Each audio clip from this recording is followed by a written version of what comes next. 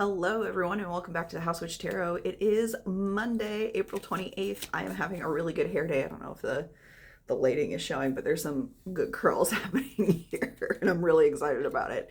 That being said, I know that it has been a crazy, transition, it feels like, for people. I still need to finish tapping into the new moon energy from yesterday.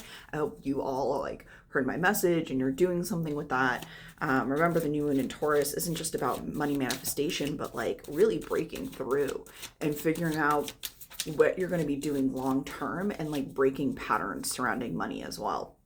So put all of that intention into it, and keep manifesting, right? That's card just fell.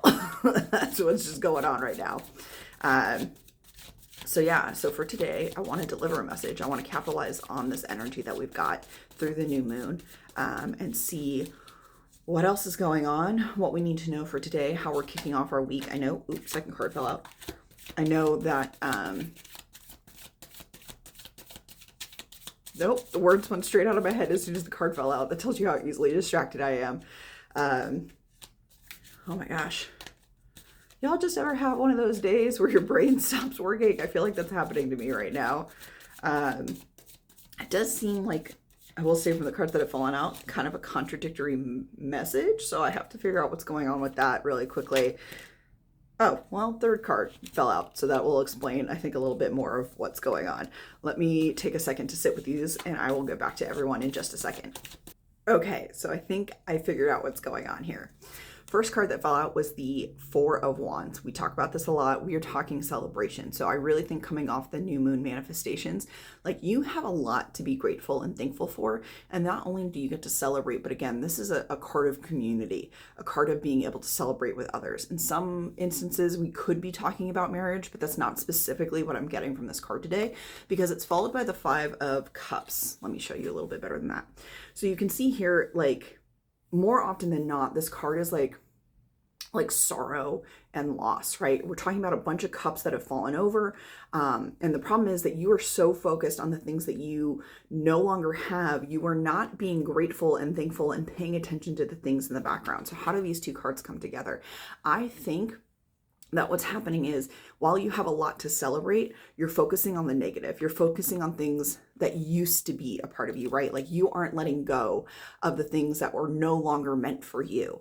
And if you could just turn around and pay attention to the fact that the things that are left are really what you should be excited about, you will, as I love to say, step into your bad bitch energy, right? And again, this is for everybody. You have so much abundance and success and partnership, and again, community and wealth of knowledge, and just so much coming to you, so much that you have learned and grown through, right? That people want to celebrate that with you. The world, your spirit team wants you to know that you have so much going for you. So you need to stop focusing on what you've lost, right? Because I'm not just talking about physical loss of a parent or a partner. I'm talking about literally shedding the old parts of you, right?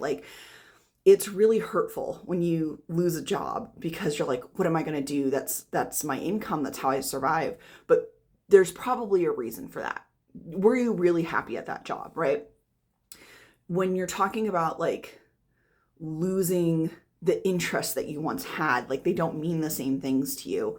What interest can you replace in that part? And again, I'm not talking about someone who's going through a deep depression. I'm talking about understanding that your life is shifting, and the things that once meant something to you probably don't mean the same things to you these days.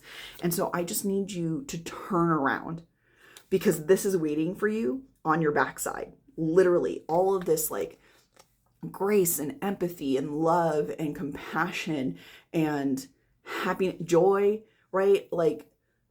I can't give you enough words to explain exactly what is waiting for you, because it's different for everybody. But the core of what's there is excitement and wonder and growth. I just again, look at the card, look at how much how fertile the land is, how much is happening in this card. And it could happen for you if you truly take a time to just release. That could mean crying. That could mean punching a pillow. That could mean telling someone that you have to cut off a friendship with them because they're not really being a good friend. And have they ever really been, right? Like maybe you were really good friends in middle school, but does that mean you need to continue being friends with that person now, right? If they aren't serving you, if you aren't growing together, if you don't have similar visions, if they are just, again, all the things I've been talking about, backhanded compliments, talking down to you, being negative, cut them out. And that's very, very hard.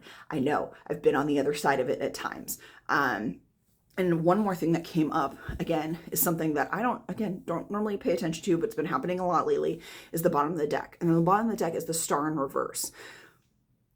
If you allow your arrogance, your human ego to get in the way, you will never get beyond this. You will never get beyond the sadness and the woe and the grief, right? You have to let go. You have to let it flow, right? Like again, 5 of Cups, water, emotion, star. We're talking about the water bearer, flowing water, but it can't do that if you aren't in the place to let it happen. And you can't grow and go if you're still stuck on what's happening like from the past, right? And again, some of this might just be happening right now. So you're in it. You are deep in it, and that's okay, but you cannot stay stuck there because there's literally, okay, yes, dropping cards. It's literally celebration on both sides of you. You have come from great things and you are going into great things, but somewhere in the middle, we also suffer. We also have bad things happen, and that's just part of the human experience. Find your core group, find your therapist, find whoever it is that's going to help you move through those things, because there's so much waiting. And I feel like you probably hear this from a lot of like tarot readers, especially on social media. I don't say things I don't mean and that I don't feel.